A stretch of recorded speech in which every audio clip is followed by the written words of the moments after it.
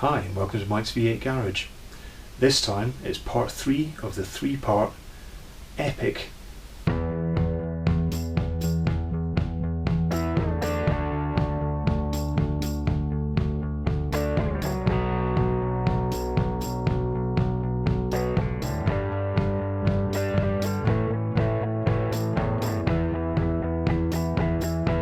So for those of you who watched the second video in this series, you'll know that after changing the valve cover, spark plug, cam and VVT seals on the Lexus, when I started it all up, everything was not well. And there's a significant tick coming from the left hand side of the engine, which I wasn't too surprised at, because in the course of putting it back together, working tired at night in the dark with a torch in my mouth, I'd managed to misalign one of the camshafts, and when I was turning it back into time to get everything lined up, what actually happened was, because it was 180 degrees out of phase, some valves hit a piston, but ultimately I didn't know how many valves, I didn't know how many pistons, I didn't know what damage had been done to the head, and I was bricking it, to be honest. I was looking at either a new engine or a significant rebuild, I thought, of the existing one. So in the process of getting the heads off, which itself was, again, previously had been the most involved job I'd ever done on a car, and it failed, but never mind that. But I now had to look at getting 2 cylinder heads off a quad cam 32 valve, variable timing V8 engine. So if you're going to start with something complex, because that's really useful. So before I got the heads off, the first thing I had to do was remove the intake manifold, and that took a while to figure that one out, but I got there in the end. And when I opened it up, you could kind of see where the oil consumption issues were coming from with that engine and why it was all coming out the back. That intake was absolutely swimming, and you can see the oil there. It's not exactly light, there was a lot. So I got to cleaning that, gave it a coat of paint as well. Well, I'm just taking a quick pause in work to put this back together, just to capture how well this intake manifold has turned out, which for a quick wire brushing and an alcohol wipe down before painting has really brought it back up. And I then started to look into what had actually been the cause of that tick. And to do that, firstly I got the heads upended and just started applying some liquid over the top of them, just to see if it either drained away or if it stayed in place, because the valves are all closed at this point, there's no camshaft opening them, so any liquid that drains away I know is because the valves aren't seating correctly. And as you can see from the number 3 pistons head area there, that liquid ain't staying there. So that pretty much guaranteed that the 2 intake valves on that side, being the larger valves, were definitely astray. I checked all of the other valves on that head, they were all fine. Same thing with the other head when I got it off. So luckily it looked like it was just these 2 intake valves that had gone astray, which was really good, because 2 intake valves as opposed to 8 or even 16 or whatever would have basically ruined me. But 2 valves was in the acceptable but painful range. And you can see also from this footage here, you can see there's a fair bit of light coming out then, so they were definitely goosed. And after a good bit of digging, these are the 2 valves concerned. It's possibly not able to see from the angle, but when I turn them, they're definitely not straight anymore. So both of these were goosed, and interestingly as well, the valve stem seals were fairly rock solid as well. So while I was in there, that old familiar phrase, I decided to do the valve stem seals too. Although, considering Lexus, I think they wanted about 10-15 quid, something like that, per valve stem seal. And I thought, that's ridiculous, and I ended up getting some aftermarket ones. They were about 40 odd quid as opposed to 300 or whatever it was, so it seemed like a good deal to me. The head bolts and head gaskets and all the other gaskets I got though were original Lexus, because I don't want to muck around with cylinder head gaskets, because they're MLS and I don't want to get them wrong. And then got on to getting the cylinder heads out. So from the results there, I knew that there was 2 intake valves were gone, and as I said, the other head checked out fine. But what I didn't want to do was start grinding in new valves myself. I wanted to make sure that head was fully checked and wasn't going to give me any more issues, and there was no damage to the guides or anything else, or even any other damage to other valves that I just couldn't spot but was still there. So it went off to a local company to me in Kincarswell, a company called Fill Speed. So Fill Speed got into the heads, they ground in 2 new intake valves that I provided to them, they reinstalled new valve stem seals all across the board, and they just touched in all the other valves as well, just to reseat them properly, but nothing complex. What I then did when I picked the heads up from them was take them into my work, which luckily had access to a parts washer, and I gave them a good scrubbing and flush through. Firstly, to get any potential residue of grinding paste or anything like that out of them, although I wasn't too concerned about that, but mainly also just to get all of that burnt oil and carbon and garbage out of there. And they came up really well. I mean, it took a bit of elbow grease, but the solvent that was in the parts cleaner just absolutely ate through that stuff, and they ended up looking really good. At the same time, I did the intake, and I did a few other of the pulleys and so on I'd taken off, partly to get all the oil that had leaked onto them off, but also again just to give them a good clean up before it all went back together, because it's not like any of this was going to be coming off again. Once I got the heads back from cleaning, the next thing I wanted to tackle was the valve clearances. So I got stuck in with a set of feeler gauges. You can see on the left the initial valve clearances that I read, and most of them weren't too bad, but some of them were out of tolerance. And what I decided, again, it's not like I want to particularly strip this engine down again. Let's get everything reset to as low a tolerance as I can within the range, and that way they've got maximum time to sort of wear and still remain within tolerance across the lifetime of the car. And you can see the tolerances again on the table there. So it was definitely a case of measure twice, get new shims, put the shims in, retighten everything up, because of course the cams have to be fitted to set the valve clearance in the first place, and they've got to be torqued to the right level.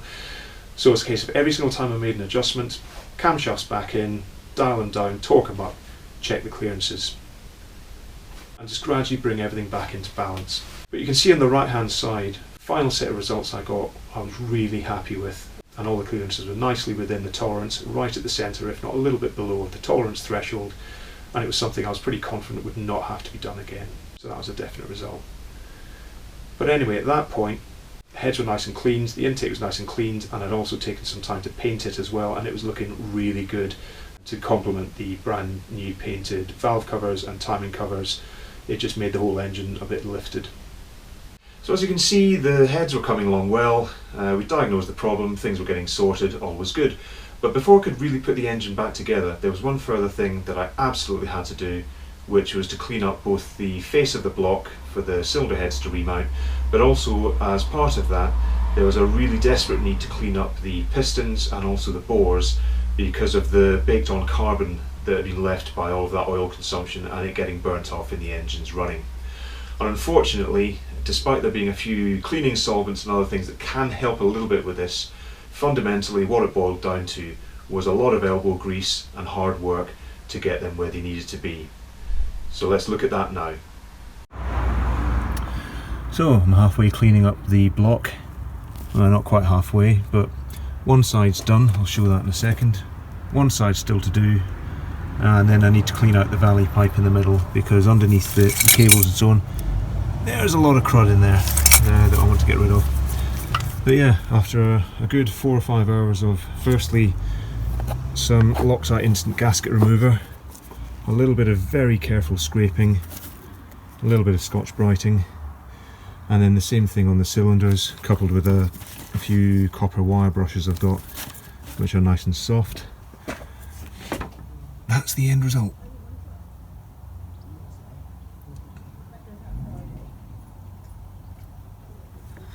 And if you want to see what it looks like before,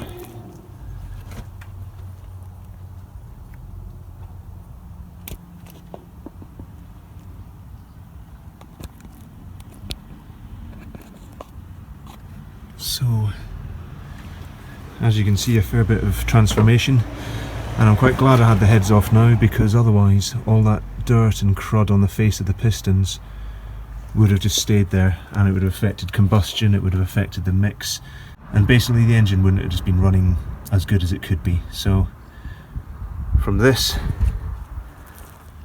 to this using a few household items. Quite happy with that.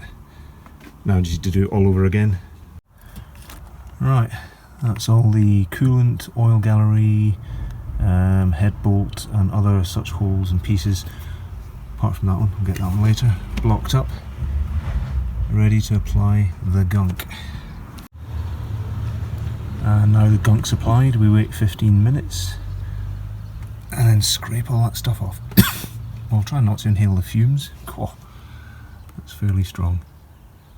You can see already though the crud coming off, and the good thing is with this stuff is it'll not only take off gasket material and adhesive and so on, but it also takes off carbon. So rather than having to sit and scrub at the piston tops like I did with the first piston, this will loosen a lot of that off, and then you can just use WD-40 and Scotch-Brite and it comes away fairly easily. It's a bit of work, but it's fairly easy.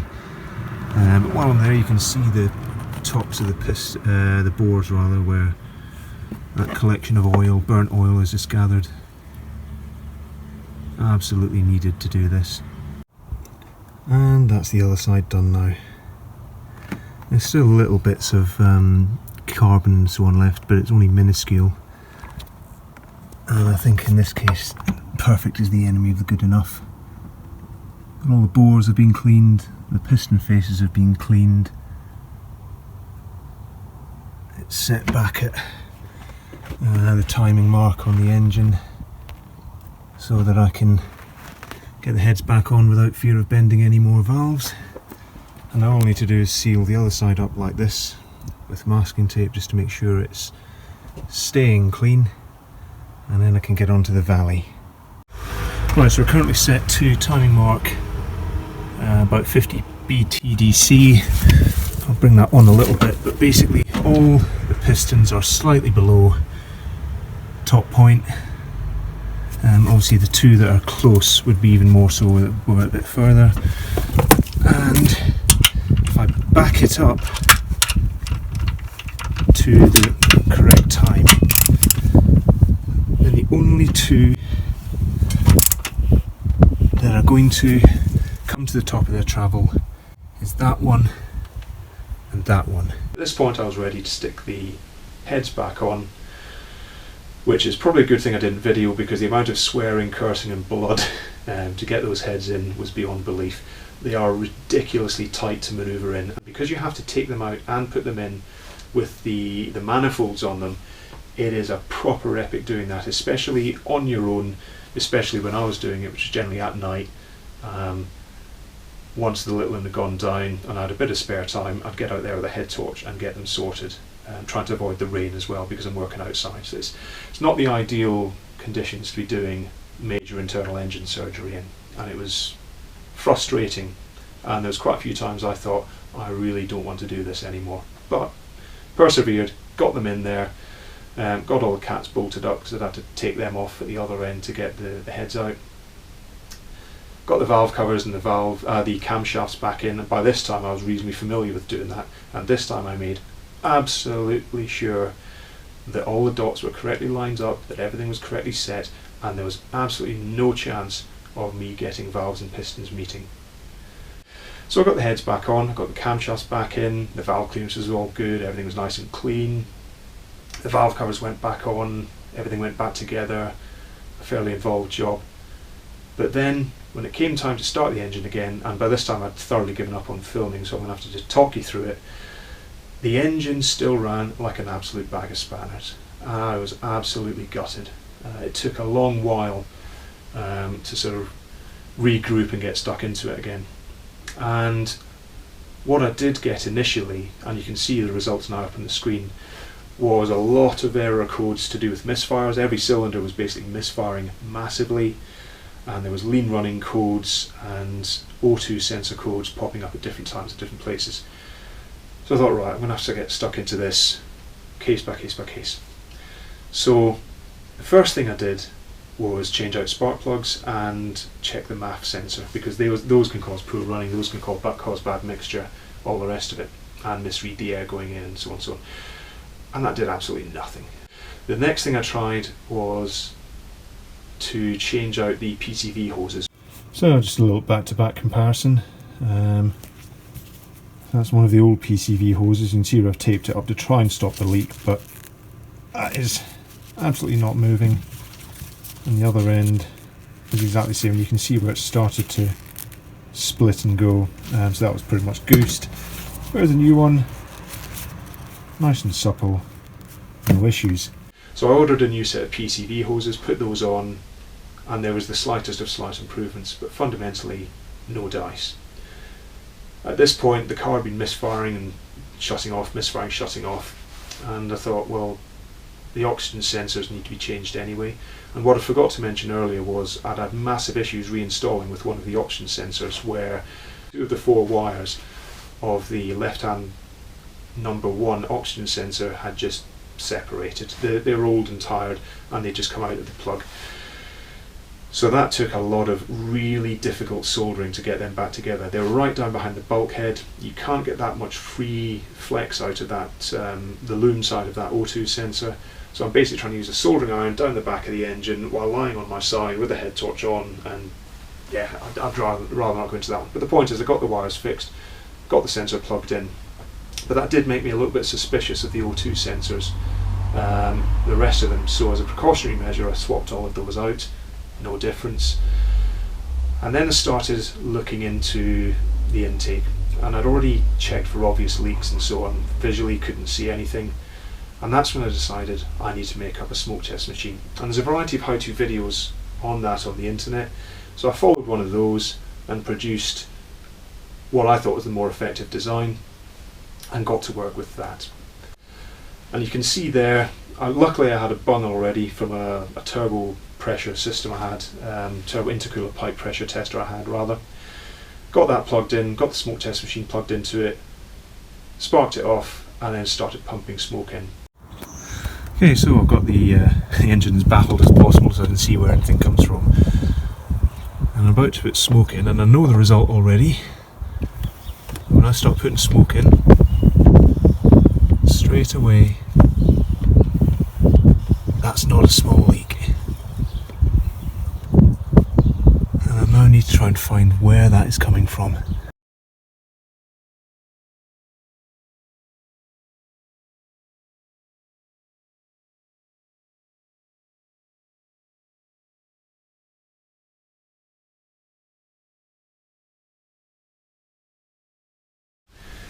And that's when I managed to localise it to one of the injectors.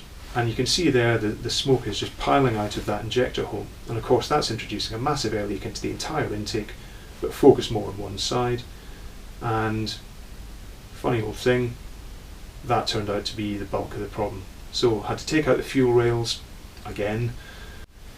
And what I found was one of the injector seals at the end had pretty much disintegrated. So a new set of injector seals was ordered and fitted, both sides, just in case, went back on, buttoned up, turned the engine on, and finally... Well, I've just got back in after the last, hopefully, of a very long series of drives to try and work out what's wrong with this. And we've got a nice, absolutely smooth idle, with no variation. I can't feel any vibrations through the car. There's no warning lights. And when I switch to LPG,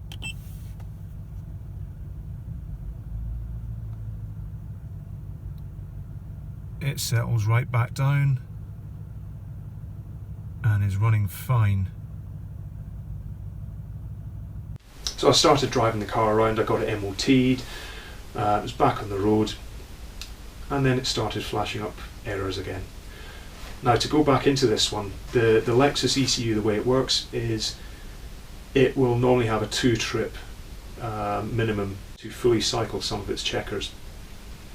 So while the misfire count and other things, the lean running and so on, are faults that will set pretty much instantly, the O2 sensor checker and the catalyst checker take a little bit of time, a little bit of mileage before they will fully complete and then either flash up or go green. So once I put enough miles on, the catalyst checker completed and told me, oh yeah, one of your cats is gone. And it was the left hand side cat. it was just showing as not working. And when you looked at the oxygen sensor results, sensor 1 was clearly working, sensor 2 was matching sensor 1. Now what should happen with oxygen sensors is the upstream sensor should look continually variable. It's continually bouncing between 0.1 and 0.8 or so volts as it's regulating the fuel trim.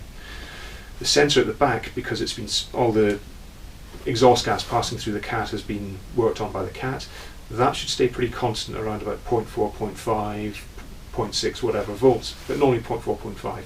This one wasn't, it was matching the number 1. So basically what was going into the cat was coming out of the back of the cat completely unaltered. And this was down to, I suspect very strongly, the constant misfires, lean running and all the rest of it I've been getting.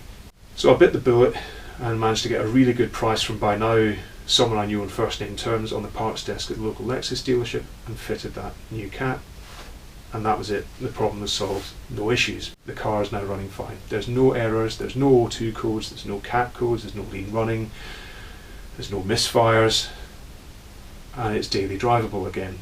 So as a roundup to what's been a fairly long and painful tale, that was just under 6 months to replace a valve cover gasket, or a set of valve cover gaskets and spark plug seals. So that was a significant dose of while you're in there, matched with a degree of read the flipping manual, has all combined to add up to quite an interesting half a year. Hopefully you can see now why I've not been posting anything on YouTube for so long, because all of my time's been taken up with just trying to get that thing fixed and running, generally working at night. It's not been conducive to filming, and quite frankly I wasn't in the mood to film it anyway, because I was thoroughly annoyed with myself anyway. But as I said, all is good that ends well. The car's now running and driving, and there's some other things I've had to do in the interim which I've not covered now, I'll cover in related videos, but there's been a lot of other work conducted on it, and there is lots of work planned. So if you've enjoyed this video, then you must be a bit of a masochist, but anyway. But please like, comment, subscribe, and please stay watching for further videos.